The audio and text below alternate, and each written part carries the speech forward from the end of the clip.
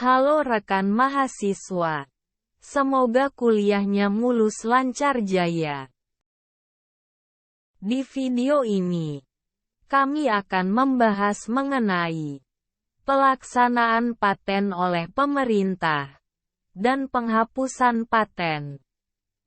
Paten adalah hak eksklusif yang diberikan oleh negara kepada inventor atas ciptaan teknologi yang merupakan penemuan baru, hasil pengembangan atau penemuan baru dari penelitian. Pelaksanaan paten oleh pemerintah dapat dilakukan dalam hal pertahanan dan keamanan negara, meliputi senjata api, amunisi, dan bahan peledak militer. Pelaksanaan paten oleh pemerintah dapat dilakukan dengan pemberian imbalan kepada pemegang paten.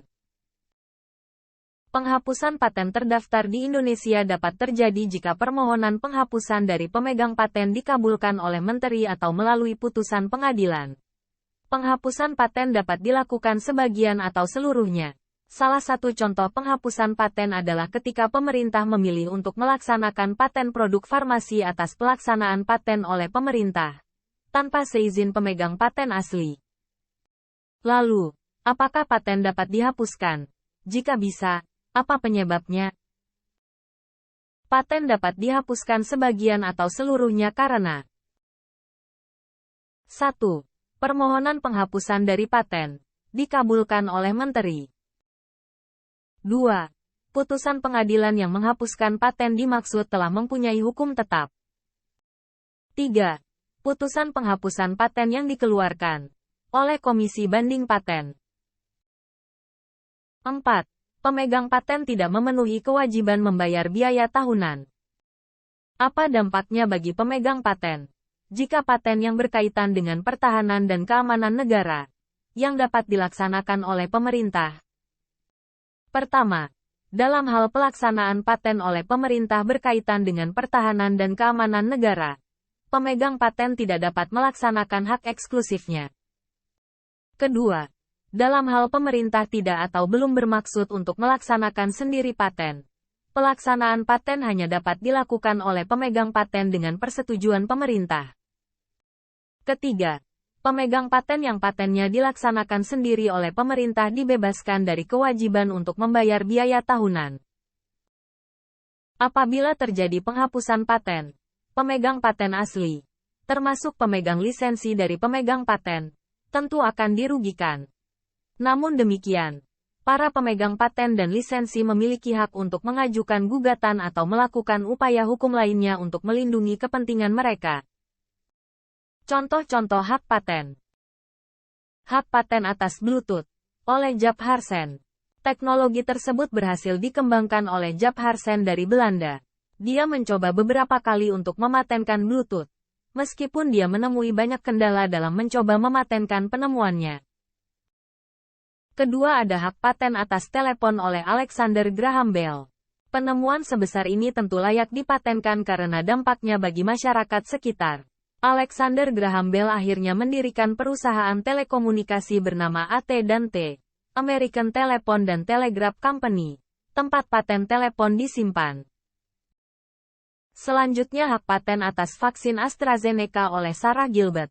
Penemuan penting seperti vaksin AstraZeneca tentu saja layak dipatenkan. Meski Sarah Gilbert berhasil mematenkan vaksin tersebut, ia melepaskan patennya atas vaksin tersebut agar masyarakat bisa mendapatkan vaksin AstraZeneca dengan harga yang lebih terjangkau. Keempat hak paten atas 4G LTE oleh Dr. Eng. Chairul Anwar. Penemuan ini terlalu bagus jika tidak dipatenkan. Dr. Eng. Chairul Anwar telah memperoleh hak patennya.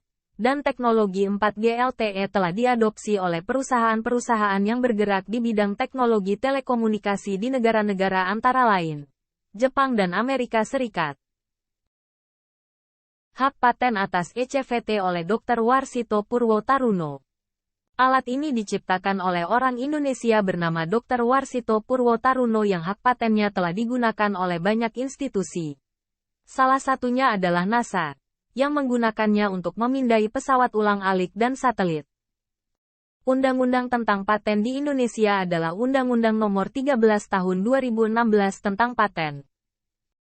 Undang-undang ini mengatur tentang hak paten, termasuk di antaranya pemberian paten, persyaratan dan ketentuan hak paten, pelaksanaan hak paten oleh pemerintah, serta penghapusan paten. Dalam konteks pelaksanaan paten oleh pemerintah, undang-undang tersebut memungkinkan pemerintah untuk melaksanakan paten dalam beberapa hal yang berkaitan dengan pertahanan dan keamanan negara. Namun, jika pemerintah tidak bisa melaksanakan paten sendiri, maka pemerintah dapat menunjuk pihak ketiga untuk melaksanakan paten dengan kewajiban yang diatur dalam peraturan pemerintah. Terhadap pelaksanaan paten, selain instansi pemerintah, inventor juga dapat memperoleh royalti dari pihak ketiga yang mendapatkan paten. Untuk penghapusan paten, dapat dilakukan sebagian atau seluruhnya karena beberapa alasan seperti permohonan penghapusan dari pemegang paten yang dikabulkan oleh menteri atau putusan pengadilan.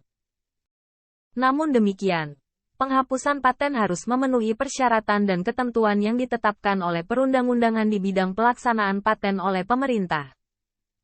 Sekian rekan mahasiswa yang telah menonton video ini sampai akhir. Semoga bermanfaat. Terima kasih.